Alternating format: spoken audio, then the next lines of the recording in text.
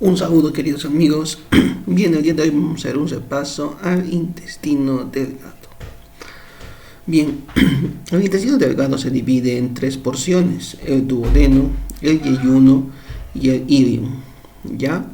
Vamos a comenzar hablando sobre el duodeno. El duodeno tiene más o menos una forma de C, rodea lo que es la cabeza del páncreas y va a medir más o menos unos 25 centímetros. Inicia justo donde el píloro, que es la última parte del estómago, ya, y va a terminar justo a nivel de la flexura duodeno-yeyunal, donde se va a continuar en este caso con el yeyuno. Bien, el duodeno va a tener 4 porciones, ya, la porción superior, la porción descendente, la porción transversa, la porción ascendente, o primera porción, segunda porción, tercera porción, cuarta porción. La primera porción se va a localizar a nivel de la vértebra lumbar número 1 y mide aproximadamente 5 centímetros. La segunda porción se localiza a nivel de las vértebras L1 y L3, ¿ya? Y aproximadamente mide 7.5 centímetros. La tercera porción, que es la más larga de todas, ya, mide 10 centímetros y se localiza a nivel de la vértebra lumbar L3. Mientras tanto que la porción ascendente o cuarta porción mide 2.5 centímetros y asciende desde la vértebra lumbar L3 hasta la vértebra lumbar L2, donde termina en este caso continuándose con el yeyuno. Bien, cabe recalcar que el duodeno es un órgano principalmente retroperitoneal. ¿Ya? ¿Qué quiere decir esto? Que únicamente los 2 centímetros iniciales de la primera porción, o sea, de la porción superior del duodeno o primera porción, van a ser intraperitoneales. Estos 2 centímetros iniciales se va a conocer como ampolla o bulbo duodenal, que es una dilatación de la primera porción del duodeno. Se considera una porción libre del duodeno y que presenta una gran movilidad, presentando su propio meso en este caso. ¿Ya? Entonces recordemos que los 2 centímetros iniciales del duodeno son intraperitoneales. El resto del duodeno entonces retroperitoneal. Además, también a nivel de la ampolla del duodeno, como estábamos viendo, esta porción dilatada, en su parte posterior, en su parte superior se va a localizar también lo que es el ligamento hepatoduodenal, que es una extensión ya, un engrosamiento peritoneal que se va a extender desde el hígado hasta los 2 centímetros iniciales del duodeno, ya. Recordemos que este ligamento hepatoduodenal es el que va a transportar la tríada porta, que consiste en la vena porta, la arteria hepática y el conducto biliar. La segunda porción del duodeno o porción descendente se caracteriza principalmente porque va a presentar 2 papilas, la papila duodenal mayor y la papila duodenal menor, ¿ya? Esta papila duodenal mayor, también conocida como esfínter de Oddi, y la papila duodenal menor, también conocida como esfínter de Santorini, ¿ya? Es donde van a descargar en este caso tanto el jugo biliar como el jugo pancreático. Primero vamos a comenzar hablando de la papila duodenal mayor. Justo en este caso, la papila duodenal mayor va a desembocar lo que es la ampolla hepatopancreática, o también conocida como la famosa ampolla de Vater. Esta ampolla de Vater se va a formar principalmente por la unión de ¿quién? Del conducto colédoco con la unión con el conducto pancreático principal. Mientras tanto que el conducto pancreático accesorio va a drenar su contenido, o sea, el jugo pancreático, acá en la papila duodenal menor, o también conocida como esfínter de Santorini. ¿Ya? Entonces, ¿quién drena en la papila duodenal mayor? La ampolla hepatopancreática, o también conocida como ampolla de Vater. ¿Y quién drena en este caso su contenido a nivel de la ampolla duodenal menor? Lo drena el conducto de Santorini, o también conocido como conducto pancreático accesorio. Bien, aquí por ejemplo podemos ver una gráfica, esta papila duodenal mayor, ahí vemos la papila duodenal menor. En la papila duodenal mayor, lo que va a desembocar es el conducto hepatopancreático, que es la unión del colédoco con el pancreático principal. Mientras tanto que en la papila duodenal menor o de Santorini, lo va a drenar así para nosotros el conducto pancreático accesorio. Ya. Aquí podemos ver, por ejemplo, este es el famoso esfínter de Oddi. Y esto que estamos viendo es la ampolla de Vater, que está conformada por la fusión del conducto colédoco con el conducto pancreático principal.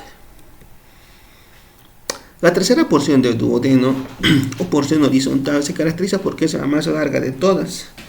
Y tiene referencias anatómicas, ¿no ven? Se caracteriza principalmente ya debido a que se encuentra posterior al mismo, ya la arteria aorta y la vena cava inferior, y anterior, en este caso la tercera porción, pasa la arteria y la vena mesentérica superior, también junto con la raíz del mesenterio.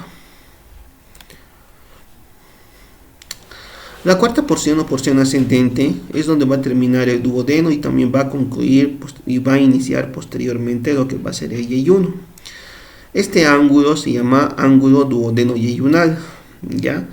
Y justo ahí se va a fijar para nosotros esta extensión muscular que se va a conocer como músculo suspensorio del duodeno. Recordemos que este músculo suspensorio del duodeno es una extensión del pilar derecho del diafragma.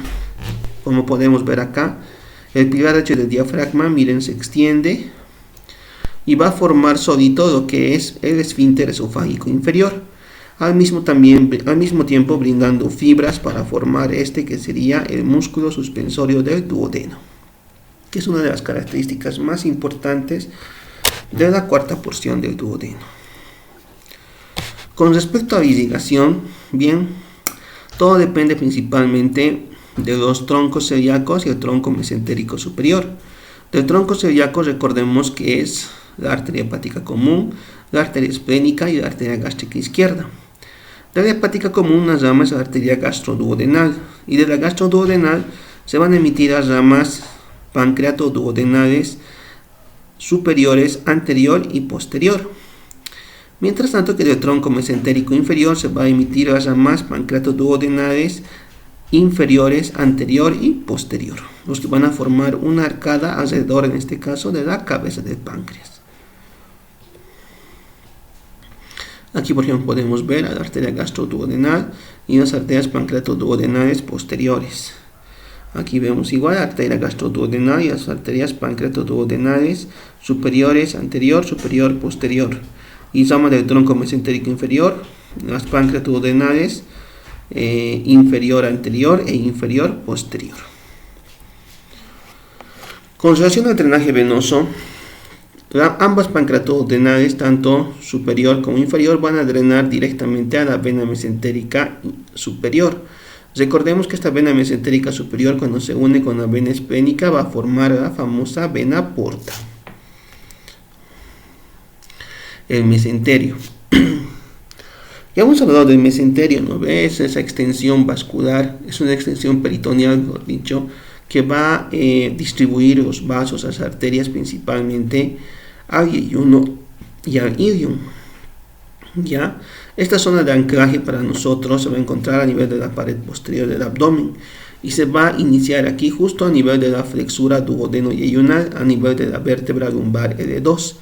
Y va a tener una forma diagonal bajo la extensión de la arteria mesentérica superior hasta la articulación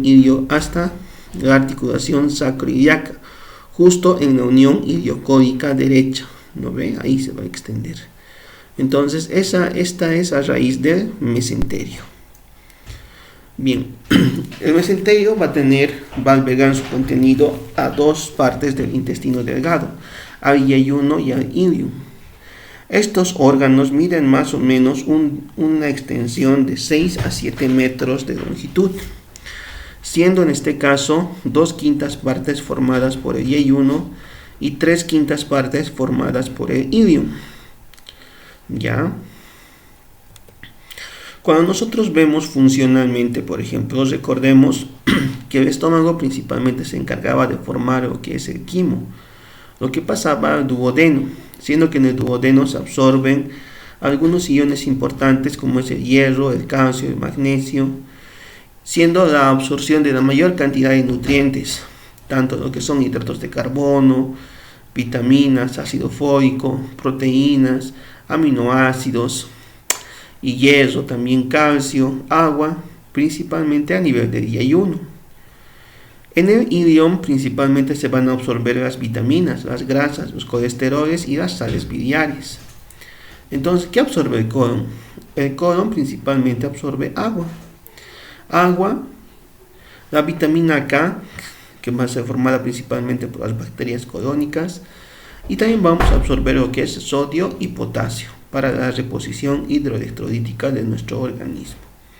Entonces, eso es en una parte, un resumen general para nosotros con respecto a la absorción intestinal, tanto del intestino delgado como del intestino grueso. Volviendo a lo que era el yeyuno y el ilion, vemos nosotros que tanto las arterias yeyunales como las arterias iliares son ramas de la arteria mesentérica superior, ¿ya? Los cuales van a formar arcadas, en este caso vasculares, finalmente irrigando a los órganos a través de los órganos rectos, en este caso de los vasos rectos. ¿Y qué diferencia existe entre el yeyuno y el ilion? Primero que nada, las arcadas que se van a formar en el yeyuno, miren, como podemos ver acá, son arcadas finitas, lo que va a permitir que el yeyuno tenga vasos rectos más largos. Mientras tanto que el ilion va a tener principalmente una gran cantidad de arcadas, ya numerosas arcadas, mucho menores y más desorganizadas, haciendo que los vasos rectos, que son estas partes finales, sean mucho más cortos. Al mismo tiempo, como estamos diciendo, el yeyuno va a tener mayor vascularización que el ilion, lo que le va a dar ese color característico de un color medio rojizo, un rojo oscuro. Mientras tanto que el ilion va a tener una vascularización mucho menor, por eso que tiene ese color rosa pálido. Al mismo tiempo, el diámetro del yeyuno es ligeramente mayor a la del ilion, y la pared, en este caso intestinal del yeyuno, es mucho más gruesa comparado con la pared intestinal del ilion. ¿Ya? Sin embargo, el ilion va a contar mayor cantidad, en este caso, de vasos linfáticos, principalmente en su mesenterio, y va a contar también una mayor cantidad de tejido celular adiposo o grasa, como queramos decir nosotros, en su mesenterio. ¿Ya? ¿Cómo ocurre el drenaje venoso? Bien, tanto las venas yeyunales como las venas iliares van a drenar directamente a la vena mesentérica superior. Y esta vena mesentérica superior, al unirse con la vena esplénica, va a formar la famosa vena porta. ¿Ya? El drenaje linfático, bien, el drenaje linfático principalmente a nivel del mesenterio, ya va a contener principalmente una gran cantidad de ganglios linfáticos mesentéricos y yuxtaintestinales, los cuales van a drenar principalmente acá hacia los nódulos linfáticos mesentéricos, y estos mesentéricos pueden ascender posteriormente a nódulos linfáticos mucho más superiores, llegando así hasta la cisterna del Quiro, que recordemos, la cisterna del Quiro es el inicio del conducto torácico, y este conducto torácico, donde drenaba su drenaje linfático, lo realizaba a nivel del ángulo venoso izquierdo, justo en la unión de la vena yugular izquierda con la vena subclavia. Con relación a la inervación, bien, el intestino va a poseer en este caso una inervación simpática que va a depender principalmente de plexos, el plexo celíaco, el plexo mesentérico superior y el plexo mesentérico inferior. Mientras tanto que la inervación parasimpática va a provenir principalmente del nervio vago, del nervio vago. Sin embargo, la última parte del colon sigmoides, el colon descendente y el recto va a estar inervado por el plexo sacro, ¿ya? Y una inervación especial que va a tener para nosotros todo el tracto gastrointestinal es el sistema nervioso entérico, a través del plexo mioentérico de Arrowhage y el plexo submucoso de Meissner. Bien, queridos amigos, espero que les haya gustado el repaso y bueno, estamos aquí hasta otra ocasión. Muchas gracias.